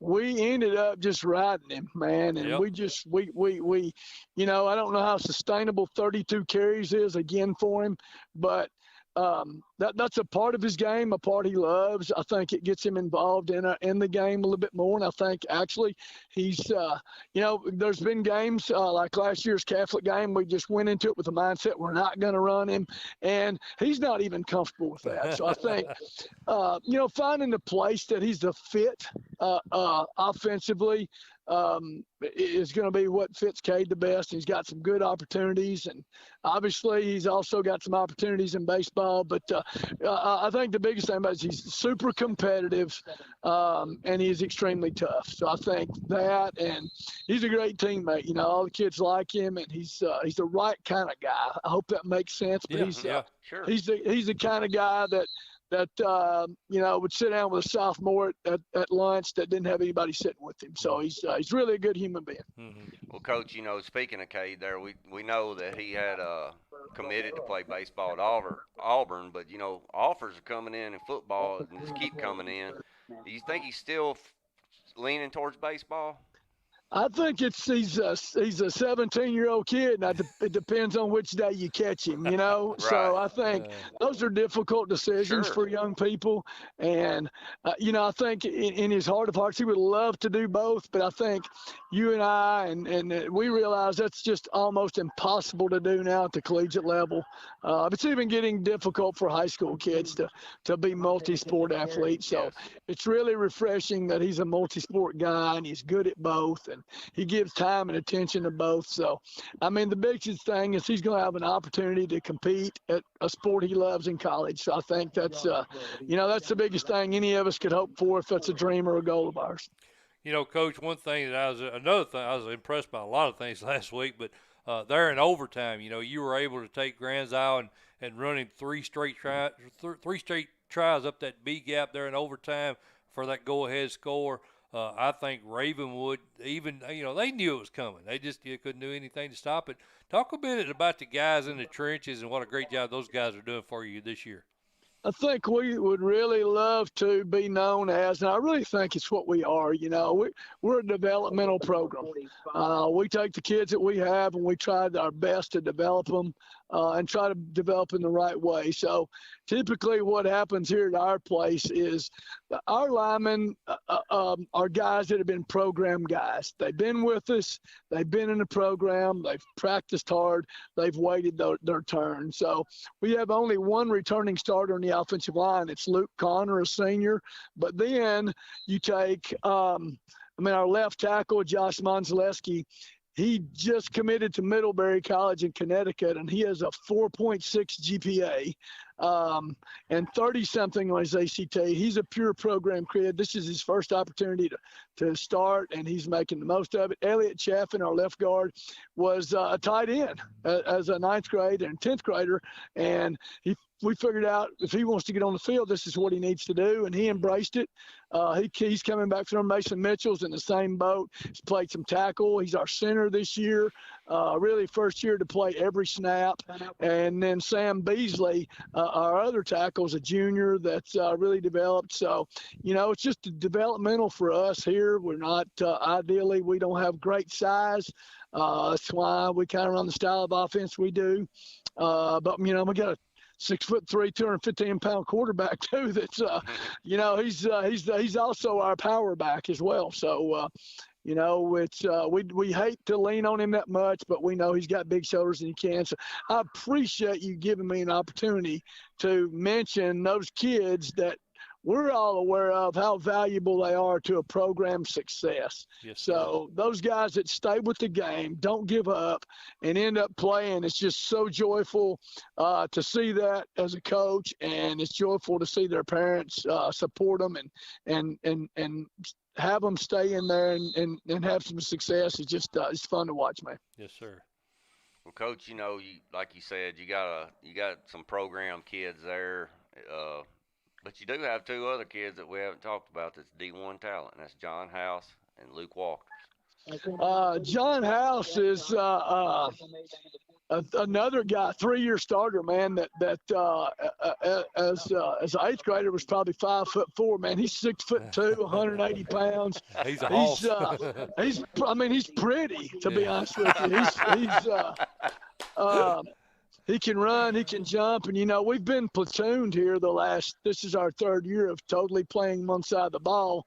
Well, we're so thin at this point now. John, he played about 127 snaps the other night at receiver and at defensive back, and then we also had to be our returner because of Walker not being available. So, he loved it. It was a great experience for him, and he's going to have to do it again Friday night. He's going to play on both sides, and you always think, well, high school kid. My dad still coaches with me. He's 79 years old, and he always says, I don't know why they can't play both ways. But high school football now, in particular at 6A level, right, and at D2, man, everybody's not doing that. And we play so many more football plays than we did like back in my day. Mm-hmm. So we averaged 67 offensive snaps last year. So I think we're playing 150 to 168 plays a game. That's hard. Whereas back in back in the days when we huddled up and did all that, we had about 45 plays a game, so it's more doable. So I think all that's a part of it, and man, we love coaching it that way too. So I think it's a combination of all that. Yes, sir. Ron Crawford, head coach of Brentwood, join us here on Friday event. Coach, Shelby County obviously won't be playing this year. That's going to take some heavy hitters out of y'all's side of the bracket. Most notably Whitehaven. In my opinion, that's a real tragedy. Those seniors, they won't get a shot to compete against squads like you guys, Independence, Ravenwood, of course. We just had Eddie Woods on at Cane Ridge. A lot of tough teams on that west side of the bracket. What was your opinion of Superintendent Josh Ray, declining for Shelby County to play? I would state, first of all, by saying what you said. Now, number one, I hate it for those kids, all those kids, and you hate it in particular for the seniors. Yeah. You hate that they're in a virtual school because we were that way for 2 weeks, and it's a difficult way to teach.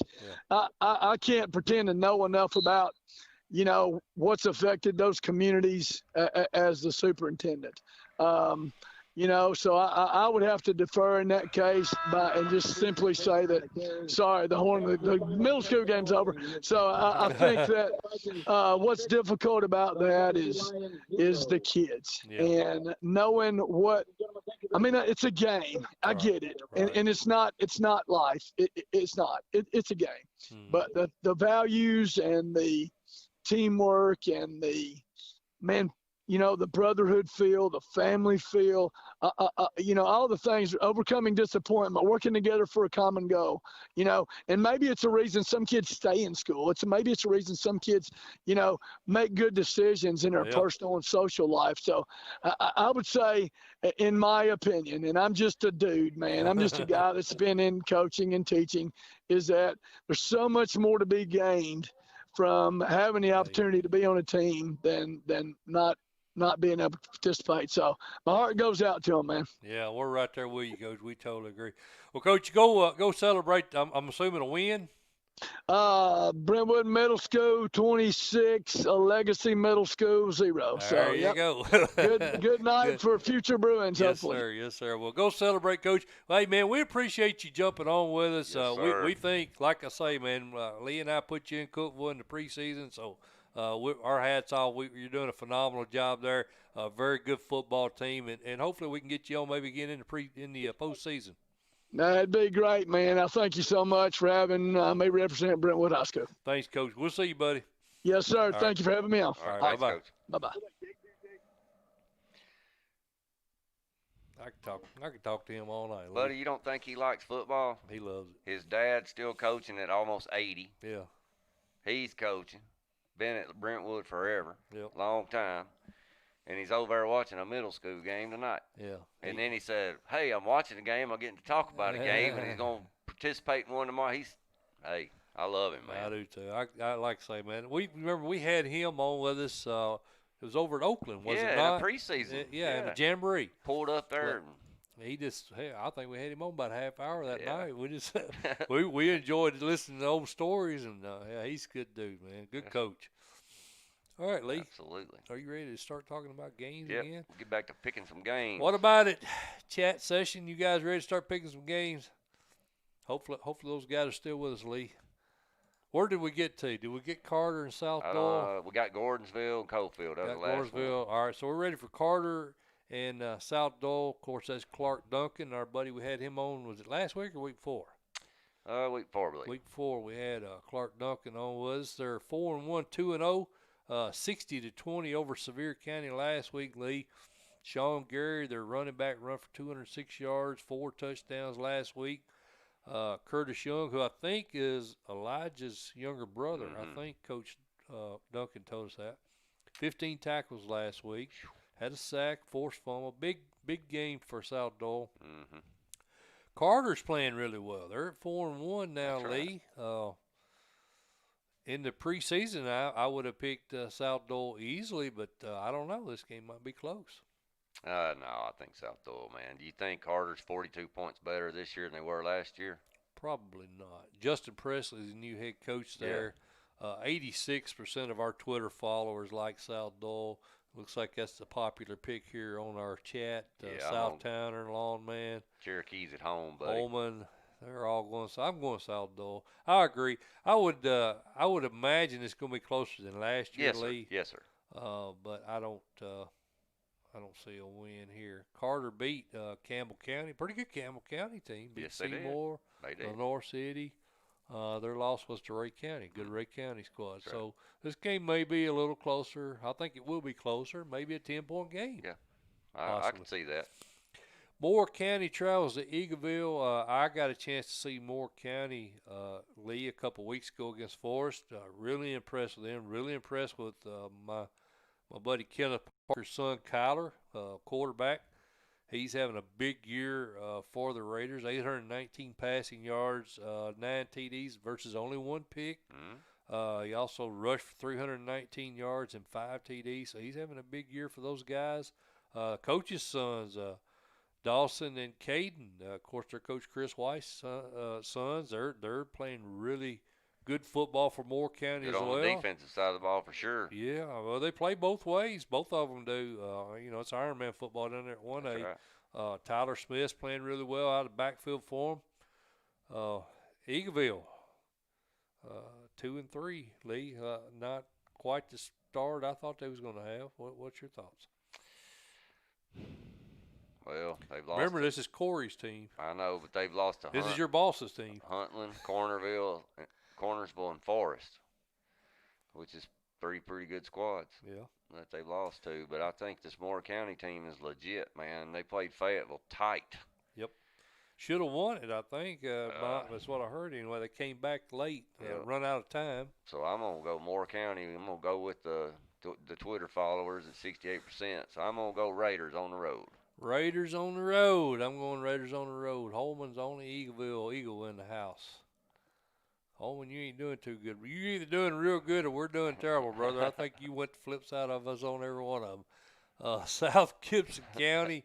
Hey, you got to have somebody in the room everybody picks on. We're going to pick on you, Holman. Hope you can handle it, brother. You got broad shoulders. I'm just messing with you. South Gibson at Haywood, the Tomcats, 82% like them, Lee. Chris Smith, we had him on with us last week. Is that right? Last week. 3-2, 1-0. But their 2 losses, Lee, Henry County and Covington. They're going to be a lot of teams this year. Yes, sir. So I don't want to read too much into those losses. No, sir. What's your thought? I like Haywood at home, buddy. Pretty. I don't want to say it's going to be a beat down, because last year was a tight ball game.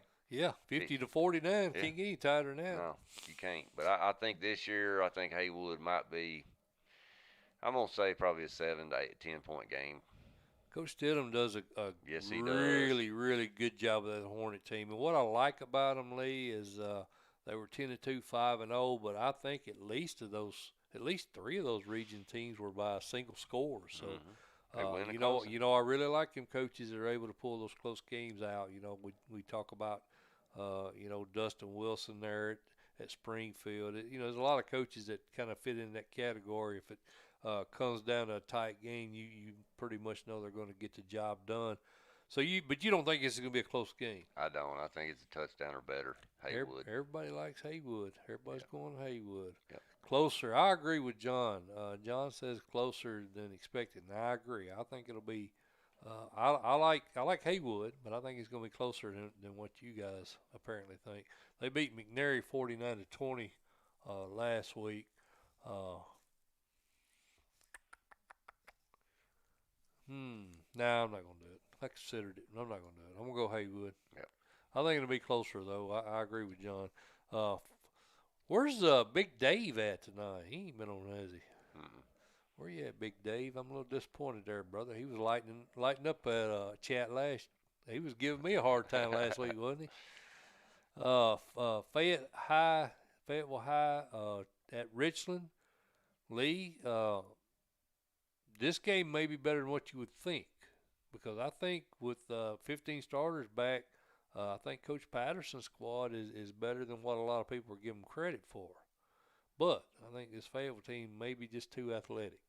I like Fayetteville in the game. I do. But you know what's interesting, man, is Richland's been out since, the 4th of September. Yeah. So they're fresh. Fayetteville had a tough week last week, 28-22 winner over Moore County in a tough ball game. Might be a little banged up. Might be a little flat coming out, but I still think Fayetteville gets the job done on the road. But I think it could potentially be a pretty good game. Junior Graham Pace has 8 rushing TDs for Fayetteville. Freshman K.J. Jackson has 330 rushing yards. Cade Hopkins and Zayshawn Pullen are the only seniors, Lee, that you even see in the stats. I looked over Fayetteville High. They're freshmen, sophomore, a few juniors, 2 seniors that's got some small stats on the team. This is a young team. Yeah. Kind of like Cornersville. I know Cornersville was really young this year as well, and we had those 2 teams picked to fight it out. Of course, I didn't realize how good Moore County is going to be. Moore County is going to be in the mix for this region. But Fayetteville's going to be tough again next year. Yeah. All their key players are young, going to be back. I'm going to go Fayetteville. I'm going to go Fayetteville too. But I like Richland. I think Richland's got a real good shot at making the playoff spot. Hey, look here, man. Hammonds is on with us. Clint. Yeah, he finally figured. He sent me a text. He wished he could figure out that chat. I didn't have time to text you back, brother. I'm glad you figured it out. I'll be over there tomorrow night, man. You need to get Posey to hook me up with some of that food in that truck about back. Hopefully they got that out there. That was some darn good eating last year, wasn't it? Belly flop. Oh, yeah. Absolutely. I'll be down there, man. Be down there to watch your boy. He's having a good year. Yes, we're going to talk about that game here in a minute. Riverdale and Blackman, Lee. Blackman kind of the shocker for me. Wow, man. So far this year, 1-4. I could see I could see some of the losses they've had. They've played a really difficult schedule. Alcoa, Ravenwood, Independence. I could see them. I didn't see the Warren County loss coming last week. Did you? No, I did not, Mike. And it ain't getting any easier. No, it's not. It's not getting any easier for Blackman. Yeah. That region is brutal, and here they go against the Riverdale Warriors coming in at 4-1, and Division I talent all over the field over there at Riverdale. Yep. And QB's Jameson Holcomb, man, is coming on strong, buddy. 71% of his passes are completed. That's pretty darn good. And they're pretty stingy with the football. They like to run it. I like Riverdale, Mike. What is no belly flop this I year. want to show that. I don't know what it is. So you like Riverdale? Yeah. And of course, Drew Beam had a big game last week, passing for 358 yards, 3 TDs. Just wasn't enough to overcome what Warren County's QB did. But and we'll talk about that game here in a little bit too. But that's tough, Lee. I think Riverdale's going to get it done. I agree with you. Connor's having a big year rushing the ball along with Lloyd. 2 kids counted for 15 rushing TDs between the two. Both of them got over 450 yards rushing. So Riverdale not only has Holcomb, who's a very accurate passer. He's good at moving the ball. He keeps the threat alive for a team that's run-oriented. I think Riverdale's going to challenge Oakland this year. How about that? Don't know if you're going to go that far, are you? Yeah. They'll be right there in the hunt. They'll be in the hunt. I agree. I think that'll be a good game. Yep. Tullahoma at Lincoln County, Lee Teat. John Olive's squad just keeps on keeping on. It's I'm trying to see what that is. What is that? What is Clint doing? What's that showing up? I'm going to show it, whatever it is. Yeah, no belly I don't flop. know why it's showing that. Dang it. No belly flop. Barbecue. Oh, well, crap. Sorry, got We're sidetracked. still I got sidetracked with the chat here. Tullahoma, Lee, they are 5-0. They did get a COVID win over Spring Hill. Tullahoma, well, Lincoln County, they beat Giles County week 1. They beat Franklin County, picked up a COVID win also over Spring Hill. That's a common opponent. They both won by 1. That's supposed to be a joke. Lost to Marshall County and lost to Columbia. And then looking on the flip side, Tullahoma beat Shelbyville, Coffee County, Marshall County, Franklin County, and they received that COVID win over Spring Hill. Thoughts on this one? Tullahoma. Tullahoma big? Tullahoma. Tullahoma big. I like Tullahoma big also. I think they get it done. Kevin Rose is doing a good job there at Lincoln County. But I think John Olives has got maybe the best team he's ever had. Definitely the best team he's had as long as I've been following. Right.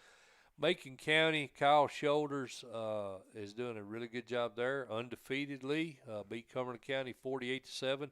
Take on the boys on the creek bank, Trousdale County. Yellow Jackets, Coach Satterfield's squad, 3-2 with a 17-0 win over Westmoreland last week. Thoughts? Trousdale. Trousdale. You don't give Macon County any chance at all on this one? If it was at Macon County, I think this game would be close. But this is on the creek bank, and I think Coach Satterfield's boys are rolling now, getting things dialed in. We're in the middle of the season, and they typically get stronger as the season goes. Yep, I agree. So I'm going to go Yellow Jackets, buddy. I am too. Both teams have beaten Westmoreland as a common opponent. Lawn Man going out on a limb, Macon County. I'm going to go Trousdale. I'm going with you, Lee Teat. Sequatchie County at Bledsoe County. This might be a really good ball game right here. Bledsoe County's really impressed me, man. They beat Tyner, which I thought Tyner would win that region.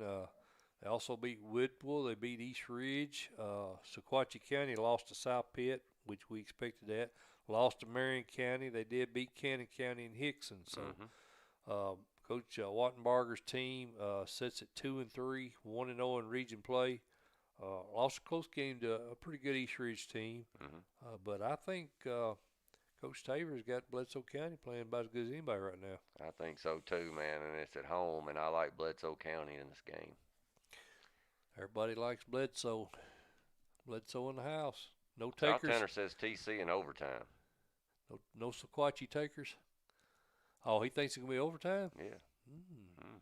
Interesting. Hendersonville at Independence, Lee. I don't know, Bledsoe. Sorry, I'm checking. Everybody likes Bledsoe now, and I didn't see any takers on Sequatchie. Hendersonville Independent. I'll tell you, I'll take the lead on it. I like Scott Blade's Independent squad. I think they're playing really good right now. Beat a good Franklin team, 21-7. They did. And then Hendersonville also playing good ball. You know, if you look at their losses, of course they beat Giles County, beat Station Camp. They lost to Lebanon. Oh, I'm sorry, they beat Lebanon and they lost to Oakland and Beach. So the two losses are two really, really good teams. This is a style matchup problem. That's true. Hendersonville's ground and pound, and Indy spreading that ball and aired it out all over the yard. I like Indy in the game, but I think if it continues to be damp and wet and nasty, I think it might be a little closer than people think. Yeah. But I'm going to go Indy at home. Jackson Campbell's playing really well for Indy. He's got 793 passing yards, 8 TDs, 1 interception. He also rushed for 431 yards in 7 TDs. Right. So he's the definition of a dual threat right there. 1,200 yards. Yeah. Total offense and 15 touchdowns. He's playing some really good football. I'm going to try to get up and watch Independence at some point in time. But I like the Eagles. 84% of our fan base likes the Eagles also. Eagles. You guys get on Twitter every week, man. If you haven't already, I post all these games on Twitter. You can vote, and that's where we're getting these percentages from, is how the vote came out during the week. 84% of our fan base likes Indy to win that one. We're at Tennessee Sports on Twitter. In case you didn't, you should already know that, but in case you didn't know that. Nolensville and Columbia, Lee Teat, where are we at on numbers-wise here?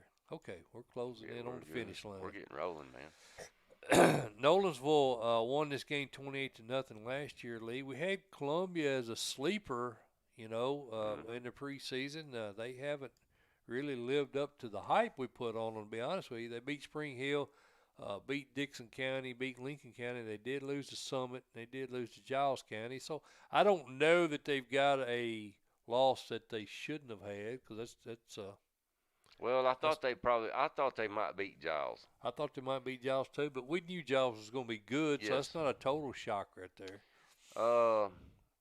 Mike, I really like Ryder Gallardi at Nolensville. Yeah, he is legit, man. He's legit. Grant Reeder. This is a tough one for me to pick. It's a tough game to pick. I'm going to go Nolensville on the road. But I think Columbia keeps this game close. I do too. And if you'll remember, Columbia only lost to Beach by 3 points. That's right, man. In the playoffs last year. So you figure Jason Hoth is eventually going to get them dialed in. And they beat Lincoln County last week. And I believe I picked Lincoln County, didn't I? You picked Columbia? Mm-hmm. I think so. So I kind of don't want to let the Lions burn me 2 weeks in a row. Who you going with? I guess I'm going to let them burn me 2 weeks in a row. I'm going with Nolas. Here we go, Metro. There we go. I'm excited. Pearl Cone, our buddy Coach Bernetti, 81%, like the Firebirds. Had an amazing year last year, yes, 14-1. The only loss was Alcoa in the title game, and they beat some good opponents in that season last year, Lee. What a Metro opener, I think they buddy. beat Brentwood, did they not, last year? Yeah. Yeah, so, I mean, they've and he's got everybody back. I mean, you look, we highlight the No, they returning. beat NBA. They beat NBA last year, Montgomery Bell Academy. I believe they beat, I think they may have beat Brentwood also. I don't know. I don't have a schedule in front of me. But at any rate, you know, you look up and down that roster of returning players, and we highlight in red the key players, and they're all red. You know, you got Griffin Parker back. He's a number 14 recruit. Breedlove is number 15 recruit. Of course, Martino Owens, a really flashy quarterback. And then they got Barry Brown, the wide receiver. They got Alex Okello. Yeah, he's a number 26 recruit. I mean, I talked to Coach Brunetti, you know, a couple months back. I saw Martino over at the QB training. Yeah. And he was looking real good. You know, he was coming off of an injury from last year, but Coach Brunetti was super excited. I think they thought their season was obviously going to get kicked off a little quicker than it did. Right. But this is an awesome matchup for an opener in Metro, Yeah. Pearl-Cohn versus Hillsboro, because A lot of history with this. Coach Fitzgerald has been around a lot of places, and he is a quality coach. And trust me, Hillsboro's got plenty of talent he over used there. to coach at Pearl-Cohn. Yeah. You know, he won state titles there at Pearl-Cohn, That's so right. he's got a history with that He's program. got a ton of talent over there, so this is going to be a good game. I'm going to give the edge right now to Pearl, but this is going to be a good ball game, man. If I was over in that area, it'd be one I'd like to watch. Pearl-Cohn by 20. Really? Yeah. Hmm. Yeah, they're that good. They are. They're good. Huntington and Milan, Lee Teat. Interesting matchup here. Yeah. I like Milan in the game, but I think Coach Swenson. He may have something for him, you reckon? Well, I like Milan because Coach Swenson's young this year, but they're playing lights out. Yeah. But I think it's a testament to his system that he runs. Mm-hmm. And they've had a lot of those kids have played in a lot of ball games. But I like Milan. I think Milan might be a little much for them this year at home. I think a little bit too much athleticism for the Bulldogs. I like Anthony Brown, the transfer quarterback. I think he may be the difference in this one. But Huntington will keep this one close. It was 40-39 last year. Huntington may have had the best team they've ever had. But I'm with you. I think there's a lot of youth on that side of the ball. Yep. I'm going Milan. Looks like Milan's a popular pick on here as well. Yep. But don't count Swenson out, man. He'll make this. That's a big rivalry game. It'll be a game. That's a big rivalry game. They'll compete. I'll guarantee you it's not going to be a blowout. Farragut and Maryville, Lee Teat. Coach Courtney's squad 3-1, 1-0. I think Coach Courtney's having. I think he's having some. I believe he's diagnosed with cancer and he's having some treatments now. Mm-hmm. So of course our prayers are out with Coach Courtney. I hope he's has a full recovery from that. I think he might be one of the second or the third longest tenured coach in the state. Yeah. I think that's right. Yeah, you're probably right. 24 years there at Farragut's. He's been there for a long time. Maryville, Southtowner. I like Maryville in this game too, but I think, Farragut played them real tight last year in the regular season, and then in the playoffs, Maryville got blown out 42-0. Yeah. So, I like Maryville in this, Mike, at home, obviously. They don't lose it at their place. Dawson Moore, I was going to say, Lee, had a big week last week, 320 passing yards, school record 6 TDs in that win over Morristown West. I think Maryville needs that. He needs to be their priority, keeping him contained there.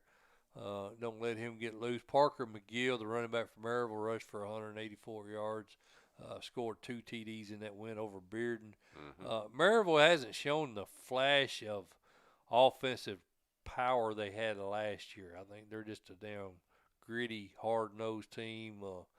Well, they know defense. They're going to win games with defense. They this just year. know how to win. Though, they know how to win. You're exactly right. They just know how to win. But I don't think they're going to be putting up 50, 60 points a game like they've been known to do in the past. But they're going to win with that defense. That defense is stout. Yeah. They about shut Alcoa down a couple weeks ago. And as who was it? Somebody said Jacket Lover, saving the best for last, Lee Teat, and the best for last is where I'll be tomorrow night. Hopefully you'll be able to make that game as well. Springfield Yellow Jackets and Marshall County. Marshall County led by, of course, our guy, Lee Teat, Bryson Hammonds at quarterback, junior quarterback.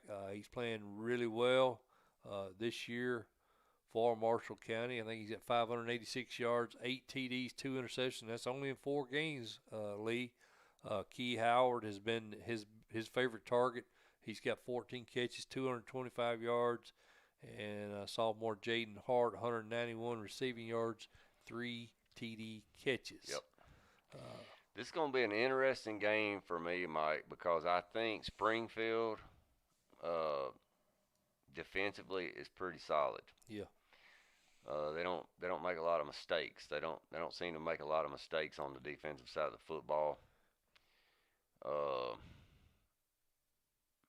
And Marshall County obviously is I think they get the run game going. Who's it? Hilton.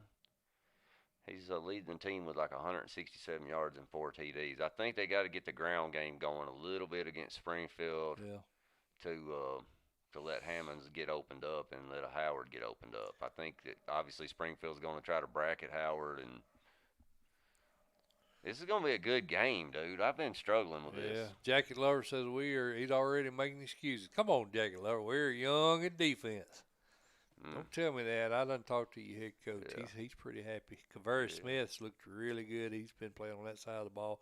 Cavantes Hudson is a very dynamic quarterback. He's a playmaker, Lee.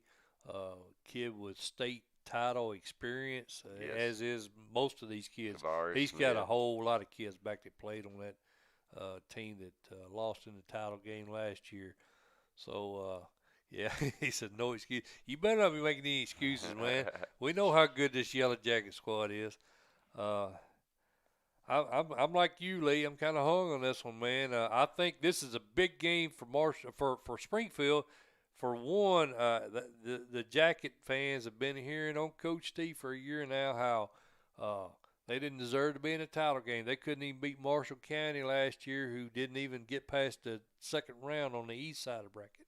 So that's what they've had to listen to for 2 years now, is how much weaker the west side of the bracket is from the east side of the bracket. So they got a lot to prove tomorrow night. They want to show that they can play with the teams on that side of the bracket. Man, Mike,